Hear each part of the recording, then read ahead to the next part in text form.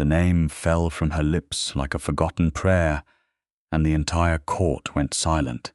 Cassandra Arden had not meant to say it aloud. She had found it scrawled inside the oldest book in the Lazarescu estate's private archive, pressed between pages of medieval Romanian that she had been hired to translate, a name that predated every record she had ever studied, a name that the scholars at the university had told her was purely mythological. 7 syllables, ancient and weighted, carved into the vellum with what she later understood had not been ink at all, Xavian. She had said only the first part of it, only his given name, and it had been enough. The effect was instantaneous and terrifying. Every vampire in the grand receiving hall turned toward her. There were 30 of them at least, pale-haired and impossibly beautiful in the way of things that had lived long enough to shed every unnecessary quality, gathered for what she had been told was a routine court assembly. Crystal chandeliers blazed above them. The marble floors reflected their white silk and black velvet, and every single one of them had gone utterly, dangerously still. Xavian Lazarescu himself stood at the far end of the hall on a dais that needed no throne to communicate its authority, because he was the kind of man who made any space around him feel like a throne room by proximity alone. He was tall and broad-shouldered, his white hair swept back from a face so precisely structured it looked like something a sculptor had attempted and then abandoned because no human material could hold the finished form. His eyes were the color of old ice over deep water, and they were fixed on her with an expression she had never seen on anyone's face before. Human or vampire, not anger, not danger. Though danger was certainly present, something she did not yet have a word for. He crossed the hall in a motion that took no apparent time at all, and suddenly he was standing directly in front of her, close enough that she could see the absolute stillness of his chest, the complete absence of breath, the way his silver-ringed fingers curled slightly inward at his sides, as though he was working very hard at something no one else could observe. "Where?" he said very quietly. "Did you hear that name?" Cassandra held the open book up between them. She was frightened, genuinely, bone-deeply frightened, because she was not a fool, and she understood exactly what surrounded her in this room. But she was also a woman who had spent 15 years in classrooms and lecture halls and foreign archives learning to hold her ground when standing ground was the only sensible option, and so she kept her voice steady when she answered. It was in the book, the oldest one in the 3rd vault. I was asked to translate the section on the founding bloodlines, and this name appeared in the margin annotation of the first page, written in a hand different from everything else. I thought it was a variant spelling of the family name. She paused. "It is not a variant spelling, is it?" "No," he said. "It is not." The court had not moved. She became aware suddenly that many of them were exchanging glances, rapid and silent, and communicating something she could not read, and that whatever they were communicating had the quality of a very old alarm being triggered for the first time in a very long while. He took the book from her hands, not roughly, but with a finality that made it clear the book was his and had always been his, and turned it so that the annotation was visible.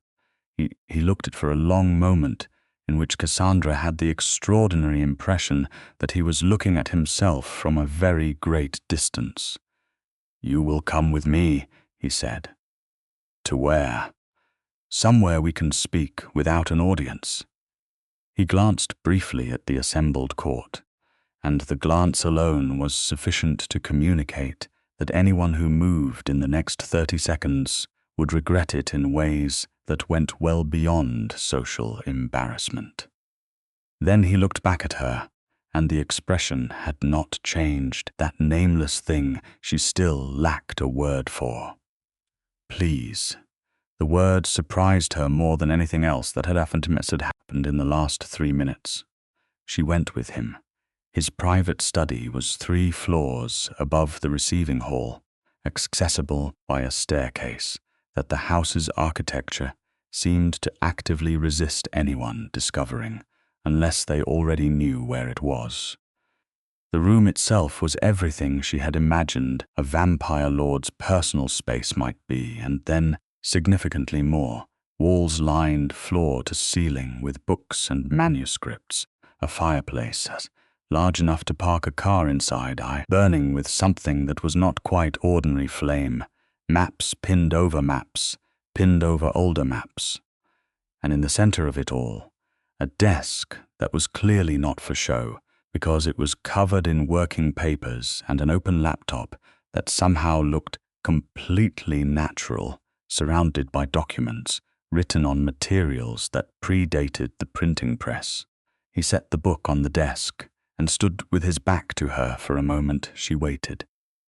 "Cassandra Arden," he said, still not turning. "You were hired 6 weeks ago to catalogue and translate the 3rd archive. You arrived with 3 letters of academic recommendation and a research portfolio that indicated expertise in medieval Eastern European linguistics and documentation. You have a doctorate from Edinburgh. You are 31 years old. You have no known connection to any vampire court, bloodline, or affiliated human institution. That is an accurate summary of my employment file. Yes. You are not afraid enough." She considered this. "I am afraid precisely the right amount," she said. "Being more afraid would not help me, and being less afraid would be foolish. I've calibrated." He turned around at that. She had seen him in court, had seen him commanding rooms of immortal beings without apparent effort, had been observing him for 6 weeks from the careful professional distance she had maintained with tremendous discipline. She had told herself, repeatedly, that he was a subject of academic interest only, that the way he moved and spoke and occupied space was a phenomenon she was documenting rather than responding to. She had not entirely believed herself, but she had maintained the fiction, looking at him now in the firelight, in the private space where he had brought no one else. She found the fiction somewhat harder to sustain. "How much do you know?" he said, "about blood law? Enough to understand why what I did in that hall was dangerous. A name that has not been spoken in centuries carries power, and speaking it in an occupied court without knowing its weight is the kind of mistake that gets humans killed in vampire jurisdictions." She met his eyes. "I did not know. I would not have spoken it publicly if I had known. I want to be clear about that. I know you did not know." He moved to the fireplace and stood with one hand on the mantelpiece, looking into the not quite ordinary flames. "That is the only reason we are having a conversation, instead of a different kind of meeting. Thank you for the distinction." The corner of his mouth moved.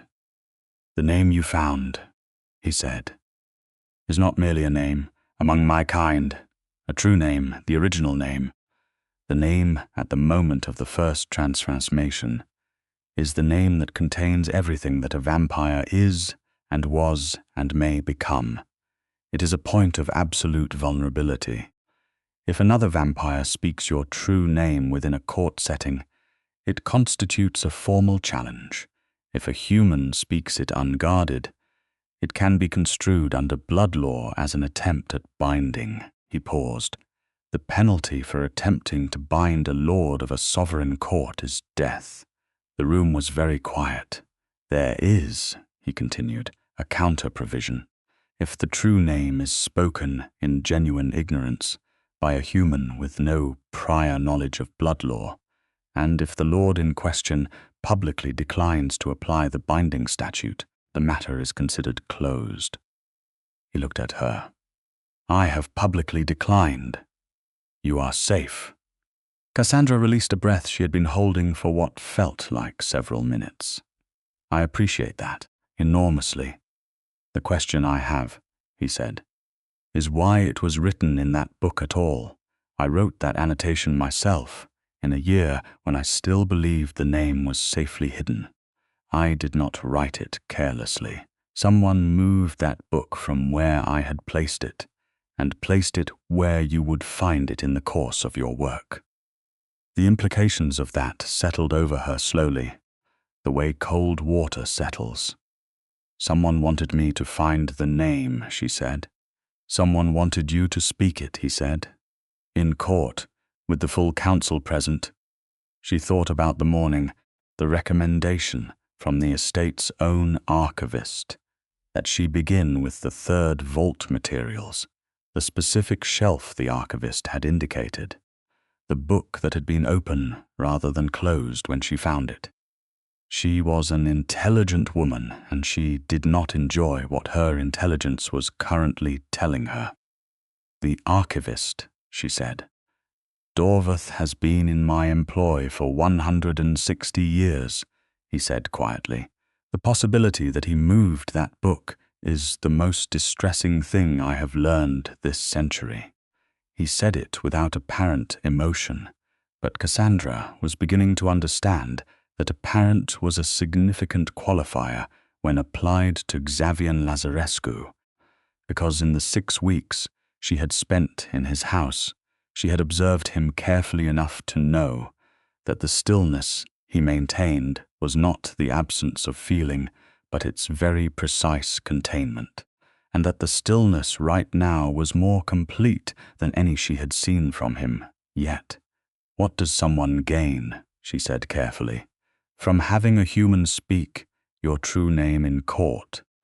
If you decline the binding statute, it comes to nothing, unless the goal was not the binding. He moved away from the fire, slow and deliberate, and came to stand on the other side of the desk from her. Unless the goal was to demonstrate, in front of the full council, that my private archives had been penetrated deeply enough for someone to locate and deploy my true name. That is not a binding, that is a declaration, a message to every lord and faction in that room that the sovereignty of this court is not what it appears. A political trap, she said, a beautifully constructed one. He looked at her directly, and something shifted in his expression. Something she thought might be the thing she had been lacking a word for finally clarifying. And you walked into the middle of it, without any weapon whatsoever, and you stood there and spoke to me with perfect composure. And you are now helping me analyze it, rather than fleeing the building. Fleeing seemed counterproductive. It would have been. He was quiet for a moment. You are not what I expected when the university sent their recommendation. What did you expect? Someone more interested in self-preservation? I am intensely interested in self-preservation, she said. That is why I am still in this room being useful, rather than out there being a loose end. He almost smiled. She caught the edge of it before it disappeared. The council will expect a response, he said, by tomorrow evening at the latest. The factions that were in that hall tonight, 3 of them in particular, will be watching to see how I address the security breach. If I appear weakened by it, the next move will not be a symbolic one. What are the 3 factions? He studied her. You want to understand the court politics. I want to understand the actual danger I am in, she said, which requires understanding the court politics. Yes. You said I was safe from the binding statute. I am not under the impression that I am safe in any broader sense. He pulled the chair from behind the desk and sat in it, which was not a thing she had seen him do in any common space of the house, and it struck her that in this room he sat while elsewhere he stood, and that this room was therefore something different, from every other room, and that she was, therefore, somewhere different from where anyone else was permitted to be. He told her about the three factions. Xavian was the oldest, a bloodline that predated even his own transformation by what their records claimed was 4 centuries, though Xavian had always considered that figure somewhat optimistic. Their patriarch, Xavian, had been contesting the sovereignty of the Lazarescu court since approximately the 17th century, not through open warfare, which blood law prohibited between courts in the same geographic domain, but through the slow, methodical erosion of alliances, reputation, and resource access. Dorvath the Archivist, if he had been turned, would have been an extraordinary coup for Mirianu. The second faction was newer and more dangerous in its way, because it operated through human intermediaries rather than vampire ones, a court called the Velar Assembly that had positioned itself as a modernizing force, that believed the old blood laws were an obstacle to expansion in the contemporary world, and that had been quietly acquiring controlling interests in exactly the kinds of human institutions, media companies, academic networks, financial structures, through which a fully integrated vampire presence could be built without requiring secrecy. If Cassandra herself was affiliated with them, her being found with his true name in her hands would have served their purposes beautifully, establishing a precedent for human access to the most protected vampire information. The third was the most personal, and he took longer to reach it. "The Covenant of Dusk," he said, and the words came out with a flatness that told her more than any amount of inflection would have. They are not a court in the political sense. They are an enforcement body, very old. They operate on a principle called the purification of blood, which means, in practice, that they believe any vampire court that permits sustained human presence, human employment, human proximity above the level of livestock, is committing a category of treason against vampire nature. And you employ humans regularly. My household staff is 60% human.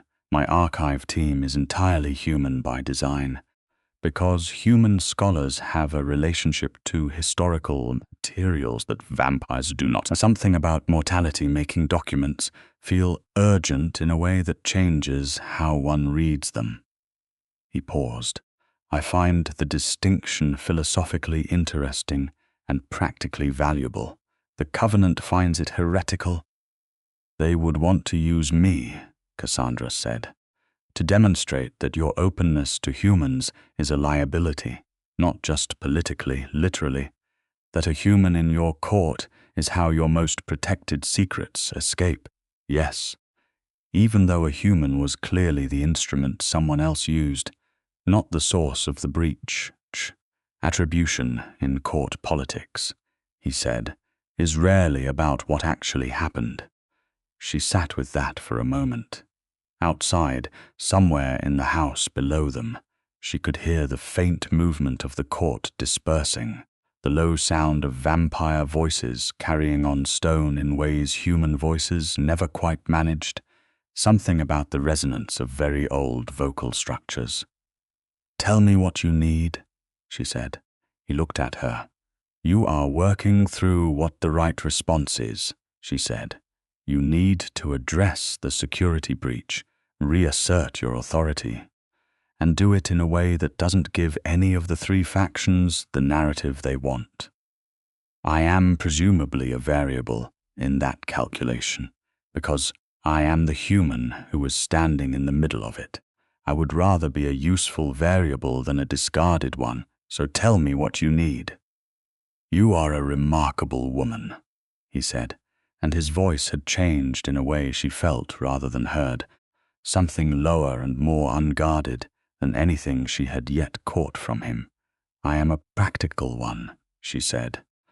though she was aware her heart rate had done something it probably should not have done just then. "What I need," he said slowly, "is to find out how deeply Dorvath was compromised and by whom before I move publicly. If I accuse my own archivist and I am wrong, the political damage is worse than the original incident. I need evidence." He looked at her steadily. "The evidence, if it exists, is in the archive. The third vault specifically, because that is where the oldest and most sensitive materials are kept.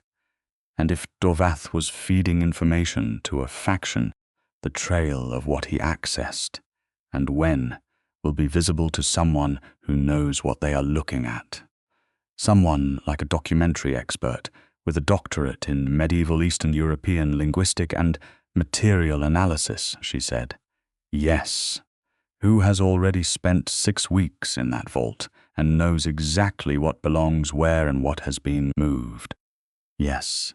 She leaned forward. "The book was open when I found it. The spine was flat, which means it had been opened and held open recently, within the last day or two, based on the vellum tension. I noticed it at the time, but thought nothing of it, because archivists open books. If Dorvath had been working through materials systematically, there would be a record in the cataloging system, and if his actual access pattern deviates from the catalogued record, that deviation is your evidence." Xavian Lazarescu looked at her for a long moment in the firelight. "You noticed the spine tension of the book. I notice everything in an archive. It is my job. Most humans in your position," he said quietly, "would be asking me to call them a car and let them leave. Most humans in my position would not have calibrated their fear correctly," she said. "I told you, I am practical." What she did not tell him was that somewhere in the 6 weeks she had spent translating his family's history, she had come to understand that the story of Xavian Lazarescu was not the story of a predator or a political animal or an ancient power maintaining its position through force. It was the story of something much stranger and much more affecting, a being of extraordinary age who had walled off every personal thing so completely that even his own name had become a secret he kept from himself as much as from the world, and who ran a household where humans were treated as people rather than resources, because he had, somewhere in his centuries, decided that this was what he was and what he believed, and that no court or faction or blood law was going to change it. She had not told anyone she found that remarkable. She was telling herself she had not found it remarkable personally. She was not entirely succeeding. They worked through the night. She had her laptop and her cataloging files, and he had access to the house's internal security system, which tracked every material interaction with the archive contents at a level of detail that would have seemed excessive had it not just proven itself entirely necessary. Together, they built a picture of Dorvath's movements over the past 8 months, cross-referencing his logged access with the actual physical evidence of what had been disturbed, which Cassandra was able to reconstruct from her own careful cataloging notes, with the kind of precision that made Xavian go very still in a new way at 2 a.m. when she told him the number of items that had been accessed without a corresponding log entry. 47, she said, in 8 months. He was careful, 1 or 2 a week at most, never in a pattern that would show up in a casual audit. But the physical evidence is consistent across all 47. The same hand, the same method, the deliberate but imperfect restoration of original positioning. Someone taught him how to access materials covertly, but not quite well enough. Mirianu, he said.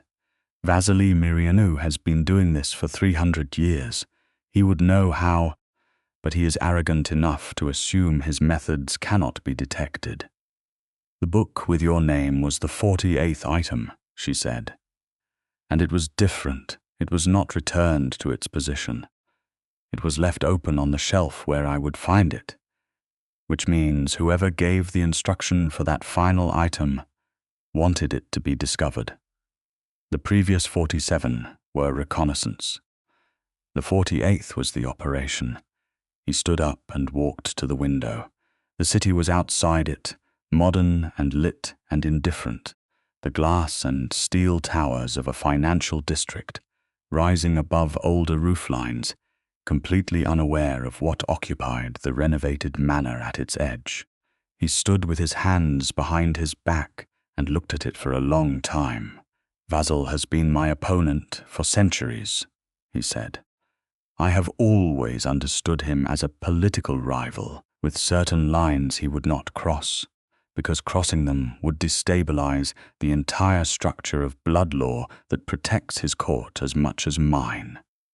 His voice was very quiet, using a human as an instrument, an uninvolved human with no knowledge of our world, as a weapon in a court action that crosses a line I did not believe he would cross. People change their lines, Cassandra said. When they think they are running out of time. He turned from the window. What do you mean? The Vela Assembly, she said. You described them as a modernizing force, acquiring human institutional assets, building influence through integration. If their model works and becomes the dominant model for vampire courts in the next century, the old political structures that Mirianu built his power on become irrelevant. He is not just contesting your sovereignty. He is fighting against becoming obsolete. The silence lasted long enough that she wondered if she had said something wrong. You have been translating documents about our world for 6 weeks, he said. And listening, she said. And reading between what is documented and what is implied.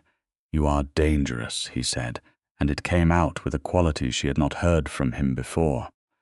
Something that was not the cool assessment of a threat, but rather its precise opposite, the recognition of something rare only to people who are doing things they should not be doing, she said. He crossed the room and stood close to her, closer than he had stood in the receiving hall, close enough that the strange, cold presence he carried with him, not cold like death, but cold like very deep stone, like the underground places where things are preserved perfectly, was something she could feel along her forearms and the back of her neck. Cassandra, he said, and her name in his voice was different from the way anyone else had ever said it. I owe you an apology. She blinked. For what? For the danger you are currently in, because of a situation you walked into without any foreknowledge or fault. The book was placed for you to find. The timing was arranged for you to speak the name in court. You were used as a weapon against me, and in being so used, you became a target. He held her gaze with absolute steadiness. Every faction in that hall tonight now has a reason to be interested in you, Mirianu, because you are a loose thread in his operation. The Covenant, because you are exactly the kind of human presence they find heretical. The Vela Assembly, because a human who has demonstrated access to the deepest vampire archives is extremely useful to their agenda. I had worked that out, she said carefully. Then you also understand that you cannot simply leave, not tonight. Possibly not for some time. I understand that leaving without any of this being resolved would be the most dangerous thing I could do. Yes, he did not step back. I would like to keep you safe. I want to be clear that this is not purely a matter of political convenience, though it is also that.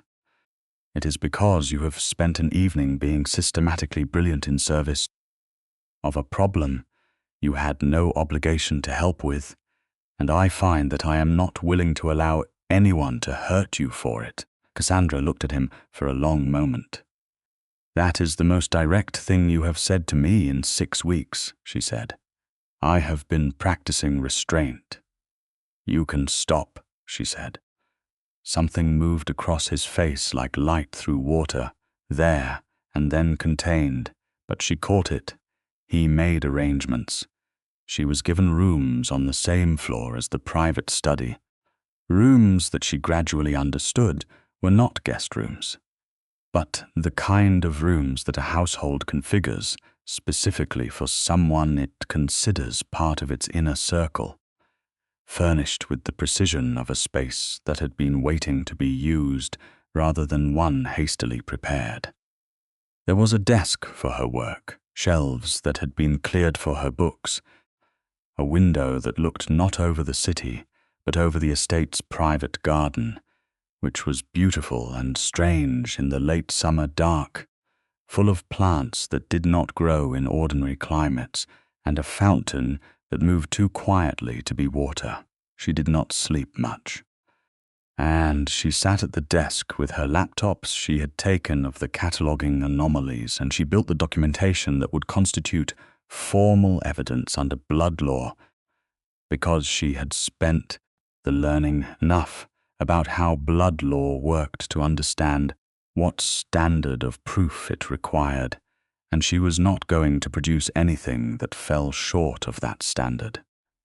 At 5 in the morning, Xavian knocked on her door. She opened it, and he stood in the hallway with 2 cups of tea, which was the last thing she had expected, and which somehow broke through every professional containment she had constructed around her feelings about him, because nothing strips the mystique from a supernaturally powerful immortal being quite like watching him stand in a corridor with tea, and nothing reveals what someone actually thinks of you quite like the fact that they noticed you needed it.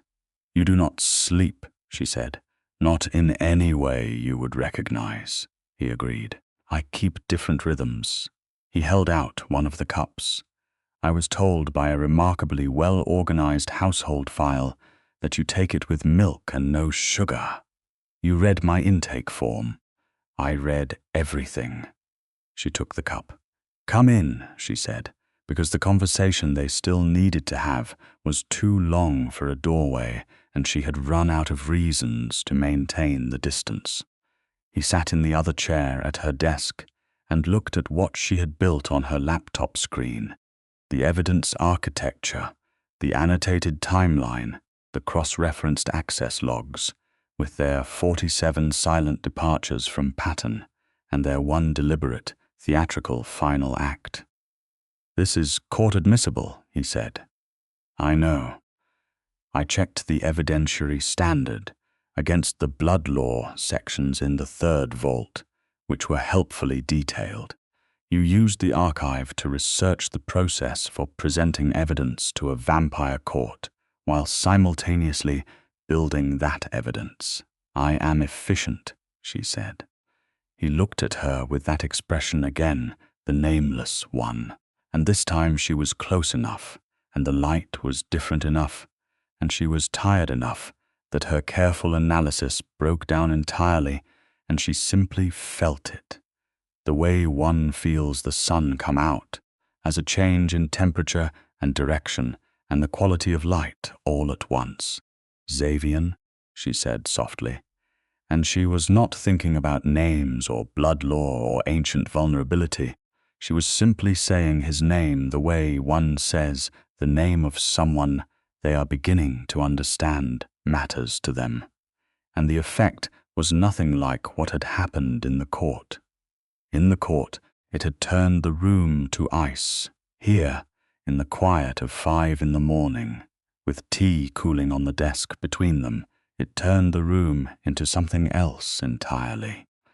He went very still, in the way he had been still in the receiving hall, that precise deep containment, and then something in him released, and the stillness changed its quality completely, from controlled to present.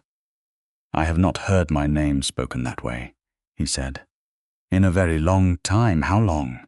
The pause was long enough to have geological significance.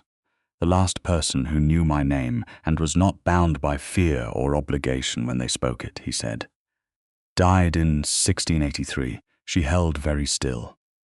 Her name was Mara, he said. She was human.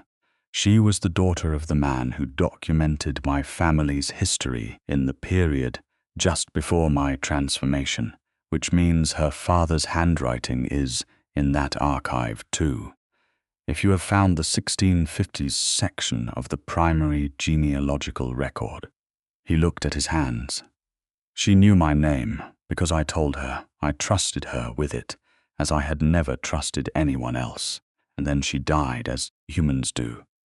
And I decided that the name was too dangerous to carry where anyone could reach it, and I buried it in the oldest book I owned, and I have not heard it spoken by anyone who was not terrified of what it meant in 340 years. Cassandra set down her teacup, and then I walked in and said it in front of your entire court, she said. Yes, I am so sorry. Do not be sorry, he said, and the command in it was gentle, but it was still a command. You said it because you found it, and it was beautiful and old, and you are a woman who loves old beautiful things and wants to know their meaning. I know that about you. I have been watching you with the documents for 6 weeks. You hold them like they are alive, he paused. You held that book the way Mara held every book she ever read. The room was so quiet. Tell me about her, Cassandra said. He did. He spoke for an hour, the first light beginning to change the quality of darkness outside the window, and she listened to 340 years of kept silence, finally given words, the story of a young woman who had loved history and languages, and had laughed at his formal manner without fearing him, who had argued with him about the nature of memory and whether immortal beings could claim to understand time better than mortal ones when mortality was what gave time its weight.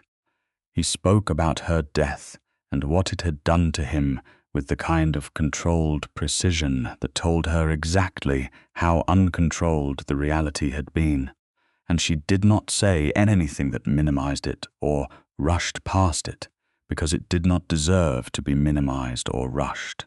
When he stopped, she reached across the desk and covered his hand with hers.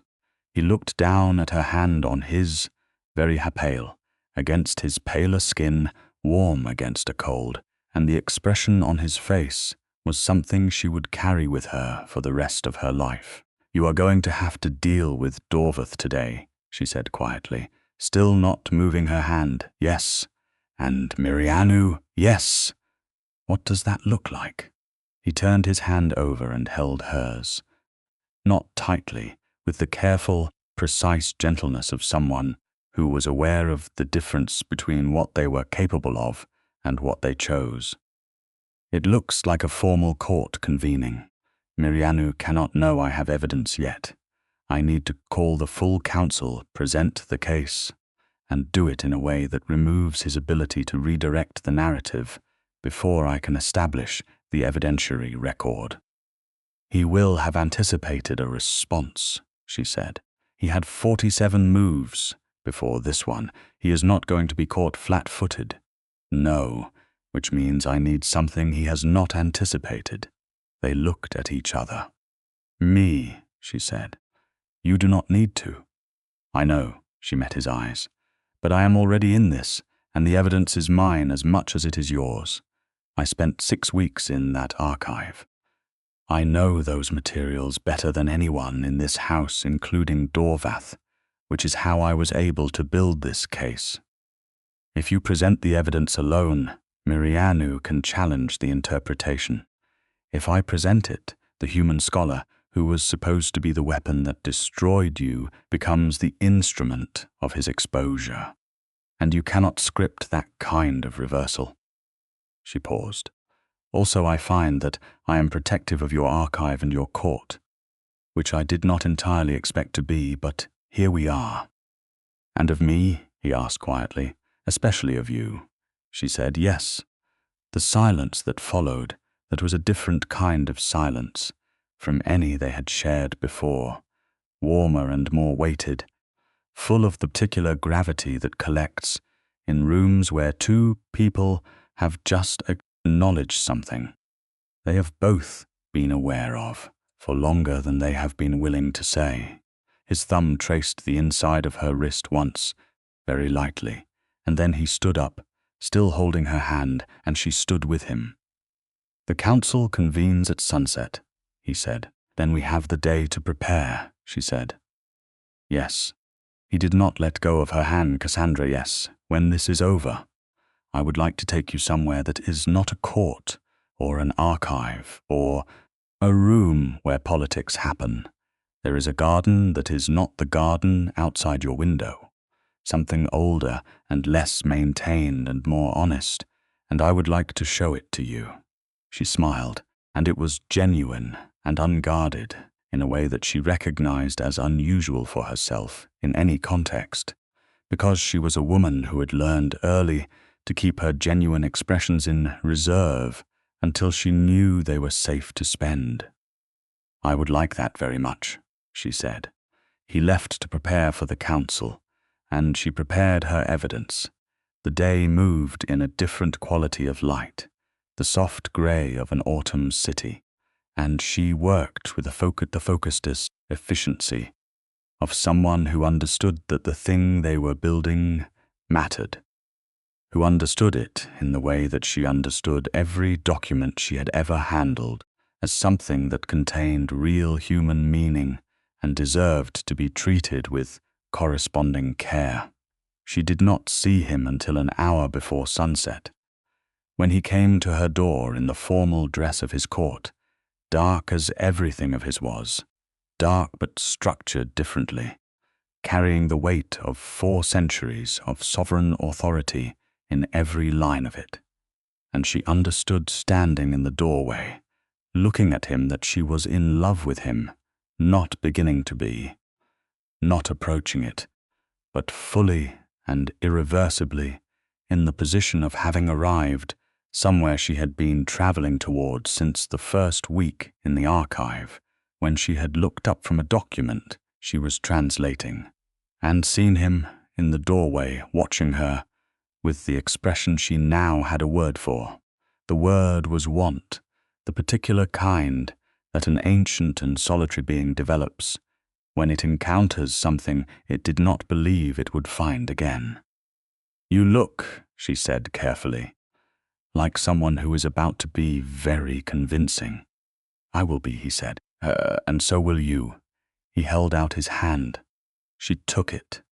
The council chamber was deeper in the house than the receiving hall, reached through a corridor that the architecture took seriously in a way the upper floors did not.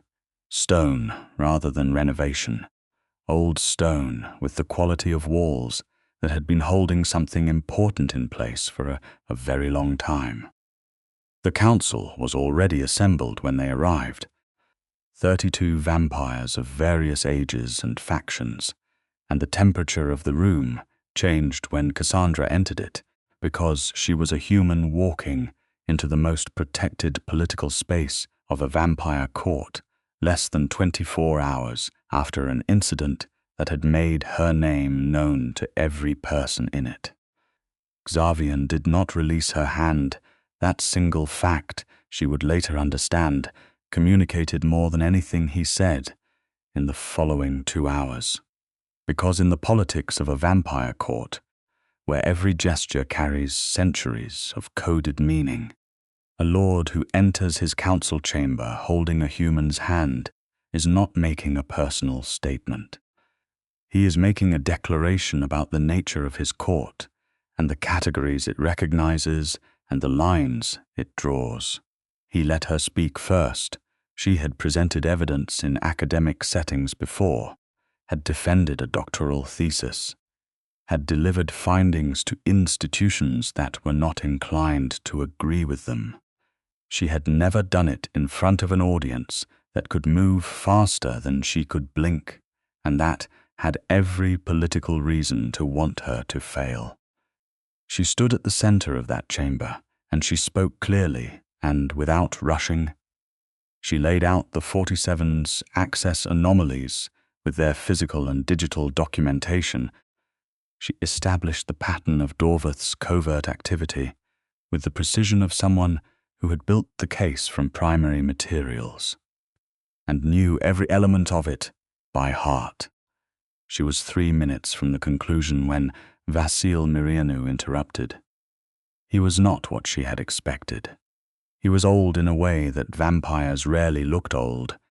Something worn into him that was not age, but the accumulated weight of centuries of being wrong about things he had been too proud to reconsider. He was white-haired, as all of them were, but there was a quality to his stillness that was less like contained power and more like preserved contempt. "The testimony of a human," he said, in a voice that had clearly been deploying that specific tone of dismissal for a very long time, "carries no evidentiary weight under blood law. Human testimony carries no independent evidentiary weight," Cassandra said, without breaking her presentation rhythm. "Human documented physical evidence, cross-referenced against the court's own security architecture, absolutely does. Section 4 of the Evidentiary Code, as recorded in the Lazarescu Primary Legal Archive, which I can cite to line reference if useful." She looked at him directly. "I am not here as a witness. I am here as the scholar who documented and authenticated the physical record. That is a different category." The room was quiet. Mirianu looked at Xavian. Xavian looked back at him with the absolute stillness of someone who had spent 4 centuries being very patient and had just reached the end of it. "The evidence," Xavian said, "is sufficient for a formal inquiry under Blood Law Article 9, which I am now invoking against the Mirianu bloodline for the covert penetration of sovereign court archives and the deliberate deployment of a human instrument in a court action without her knowledge or consent." He paused. "Dorvath will be held pending the inquiry. Any member of this council who has communication with the Mirianu court regarding tonight's proceedings will be considered a party to the inquiry." He looked around the room, and it was not a look that invited response. "We are adjourned." Mirianu did not move for a long moment. Then he made a sound that Cassandra would not have been able to reproduce, but that clearly meant something specific to every vampire in the room, because the quality of stillness shifted in response to it. A recognition of something. Conceded, he left. The rest of the council left. And then it was just the two of them in the old stone chamber, with its ancient weight and the sound of the city completely excluded by walls that had been keeping the world out for a very long time. Xavian turned to her, and for the first time since she had known him, he looked not like a lord or a political force or the living embodiment of 4 centuries of sovereign authority, but like a person who had been carrying something very heavy and had just been permitted to set it down. She crossed the distance between them because she was, as she had told him, practical, and practicality in this moment meant not waiting. He held her with the same careful, precise gentleness she had felt from his hand over hers in the study, that acute awareness of difference and the deliberate choice of what to do with it, and she pressed her face against the solid cold of his shoulder and felt his arms close around her and thought that cold had a very unfair reputation when it was this. "You were extraordinary," he said quietly into her hair. "We were extraordinary," she said. "It was your evidence as much as mine. It was yours entirely. I gave you access and you built everything else from it." She pulled back to look at him. "What happens now?" "With the inquiry. It will take time. Mirianu has allies and resources, and he will use both. But the evidentiary record is established, and the council witnessed the invocation. He cannot simply make disappear. He looked at her steadily. The Covenant of Dusk will take no action against you tonight.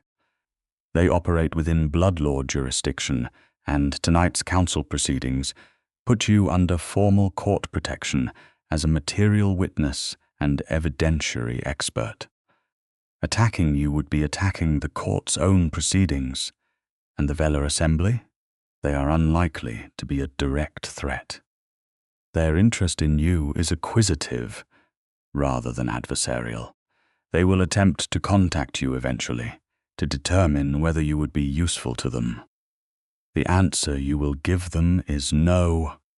The answer I will give them, she repeated, with a very slight smile. The answer I am strongly recommending, he amended, for your safety and my sanity. Your sanity, she said. Interesting admission. He looked at her with the expression that was no longer nameless. You are not going to let me maintain any authority in personal conversations, are you? Absolutely not, she agreed. You can have all the authority you want in court. With me, you are going to have to negotiate. I have been negotiating with hostile vampire factions for 4 centuries, he said, and something warm and uncontained was in his voice, something she understood was very new to the person it was coming from. I suspect you are going to be significantly more challenging. Almost certainly, she said. He kissed her then, or she kissed him. It was genuinely unclear in the tellings because they had both moved at the same moment, and the cold of him and the warmth of her met somewhere in the middle and became something neither of which was quite either. And the old stone chamber that had held centuries of formal declarations and careful political language held this one instead. The inquiry lasted 3 months. She stayed. She stayed partly because leaving was still genuinely inadvisable while the Mirianu case was active, and her status as a material witness kept the protection in force, but mainly because the archive was not finished, and the archive was genuinely extraordinary, and those were both true reasons, and also not the main reason, and she was honest enough with herself to know it. The main reason was the garden he had promised her. He took her there on the 3rd night after the council, a space accessible through a door in the estate's east wall that she had passed every day without knowing it was there, because it was the kind of door that only looked like a door to people who were meant to find it. The garden beyond it was not the formal estate garden with its impossible plants and its too quiet fountain. It was older than the house by a significant margin, a walled space that had been outside several previous structures that had occupied the same ground over centuries, and it showed the walls were multiple layers of different stone from different eras. The plantings were not maintained, but not wild either, tended by something other than a gardener's schedule, self-organizing around the water source at its center, which was a spring that Xavian told her had been there since before he was transformed. Before, she said. I was born human, he said, standing beside her at the spring's edge, with the quality of presence he had in the private study rather than the court, uncontained. In 1387, in a year when this city was a collection of fortified manors competing for the same hillside. My family name was real before it was a vampire court designation. It began with a man and a woman who had 3 sons and a daughter, and a great deal of livestock and a spring in their garden that ran through limestone and was cold in every season. She looked at the spring. You kept it. Everything else has been built over, burned down, rebuilt, and redesigned approximately 12 times. The spring has stayed. He was quiet for a moment. I find that continuity necessary. She understood that. She understood it in the way she understood the vellum under her hands and the handwriting of people who had been dead for 400 years, the need to feel the thread of time as an actual thing you could hold rather than just a concept you could describe. "Tell me about 1387, she said. He told her. He told her over many evenings, because 3 months is a great deal of evenings, and the story of a human life that became an inhuman one, and was then navigated across more than 6 centuries, was not a short story. And she brought her translator's ear and her historian's discipline to it, and asked the questions that pulled out the details he had stopped noticing because they were too old. And she built from it a picture of a person she found herself falling more fully in love, with every time a new layer was visible. He was not perfect. She would have trusted him less if he had been.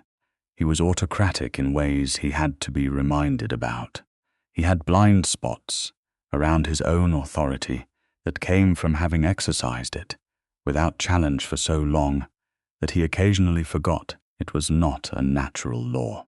He had a habit of making decisions about her safety without consulting her first, and then being genuinely surprised when she pointed out that he had done this, not because he was dismissive of her autonomy, she was clear on that, but because protection was so deeply built into him as a default response that it sometimes preceded thought. She told him so, clearly and without softening it, and he listened in the way he listened to everything that came from her, with the full attention of someone who had learned across a very long life that most things people say are not worth storing, but has recently encountered an exception to that principle.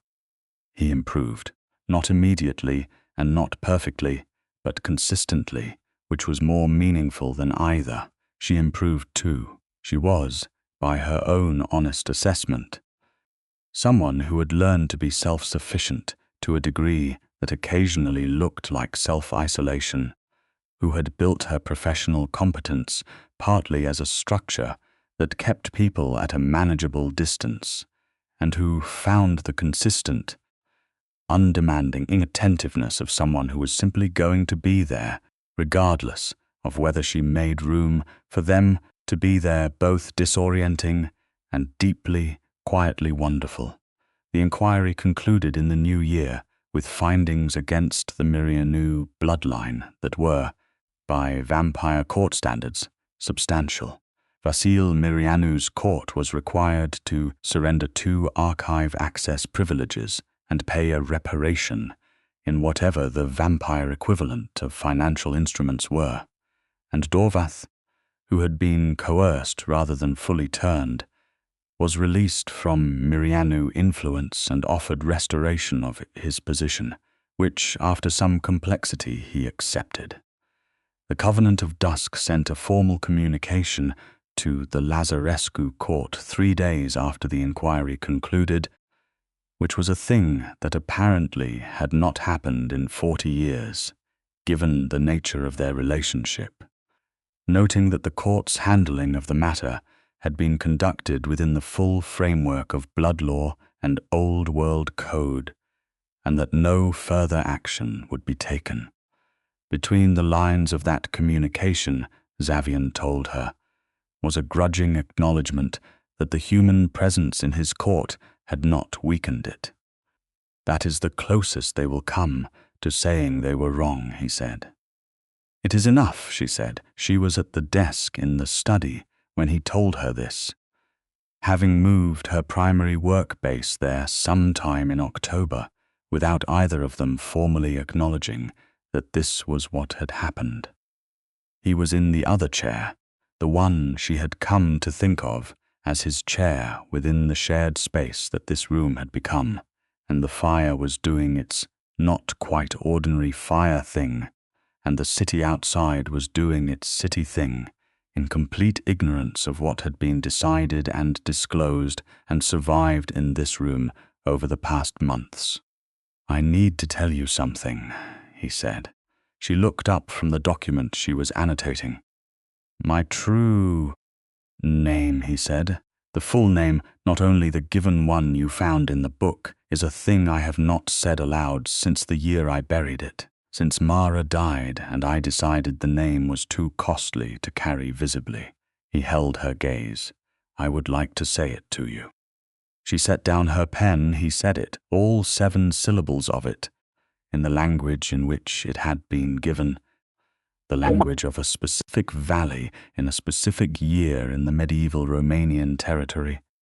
That was no longer the same place or the same language or the same anything except the spring in the garden, and the sound of it the oldest thing she had ever heard him say, older than the formal declarations in the court chamber and the precise political language of the inquiry, older than the careful history he had given her piece by piece in the garden, something from a time before the long centuries of being Xavian Lazarescu had settled like geological strata over the original thing, the human thing, the boy who had been born beside a limestone spring and had wanted, as boys do, to be someone who mattered.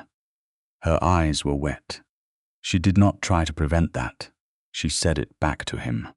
All 7 syllables in the right language, with the pronunciation she had learned not from a textbook, but from him over 3 months, of listening with a translator's ear to the way certain old words came out of him, unbidden when he was thinking in Romanian rather than English.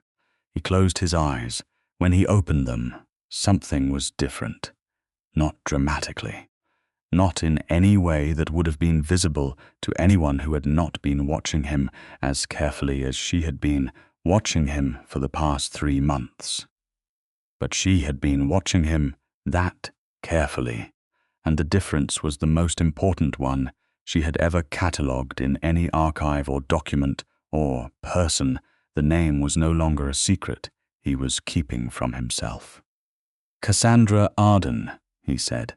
Xavian Lazarescu, she said back, and smiled, and his expression in response to her smile was the thing she had first lacked a word for, and now did not lack a word for, the expression of a person who has encountered something they had stopped expecting to find and cannot quite believe in the finding. I want to ask you something, he said. Ask.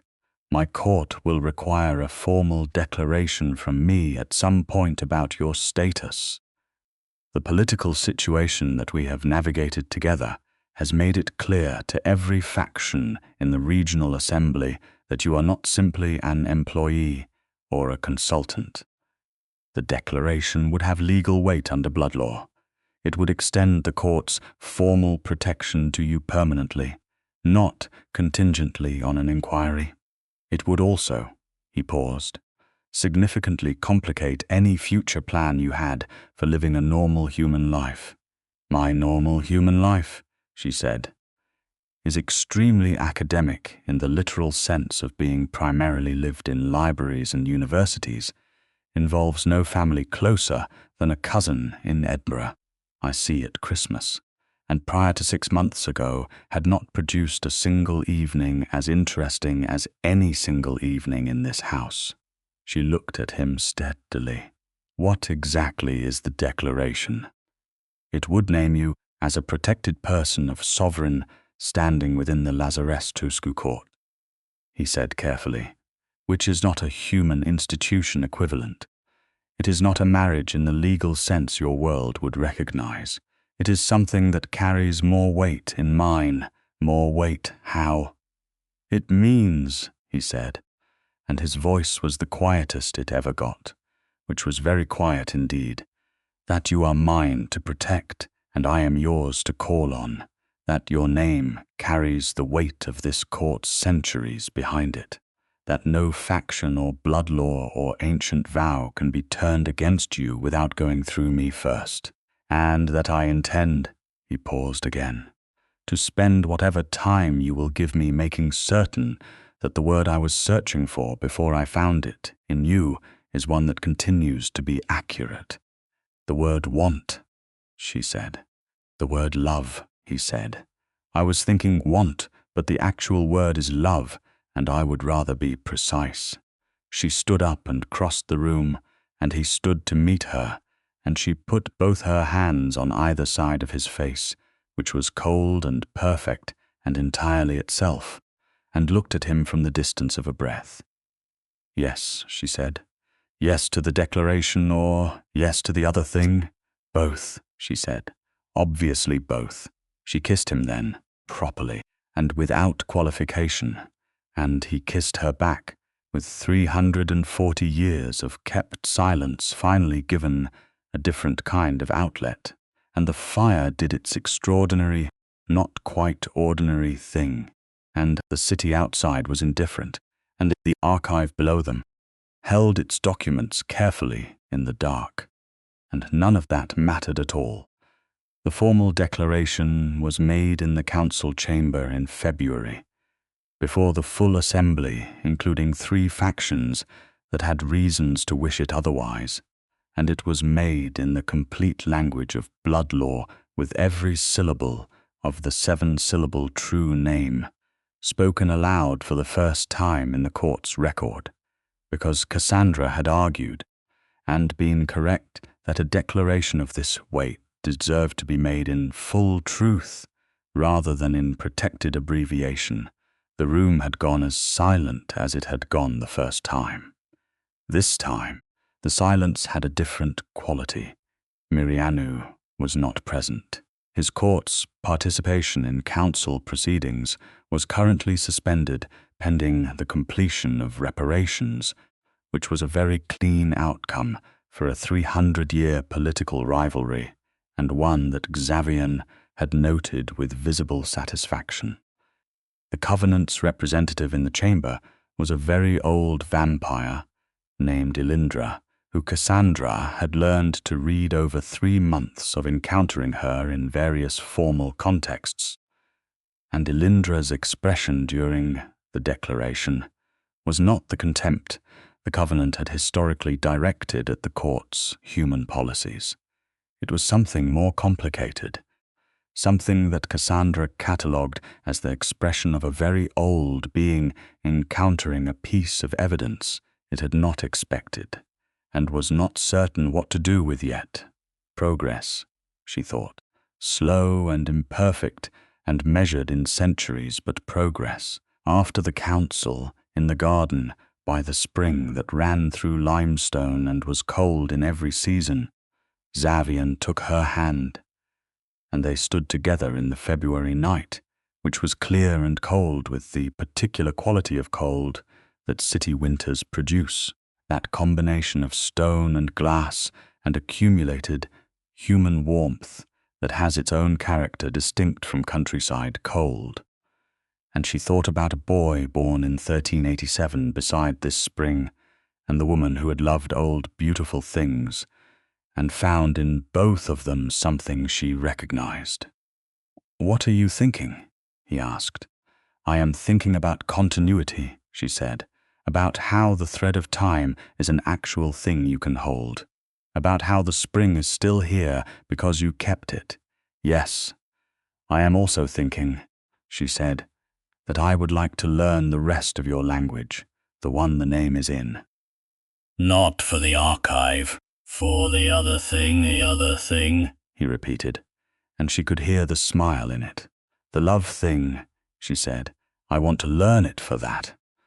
He raised their joined hands and pressed his lips to her knuckles with the formal precision of a gesture that was centuries old in his vocabulary, and that she had learned meant something specific and profound in the language of what he was, something that did not translate directly, but that she understood in the way that the best translations work, not word for word, but meaning for meaning. "I will teach you," he said. "I know," she said.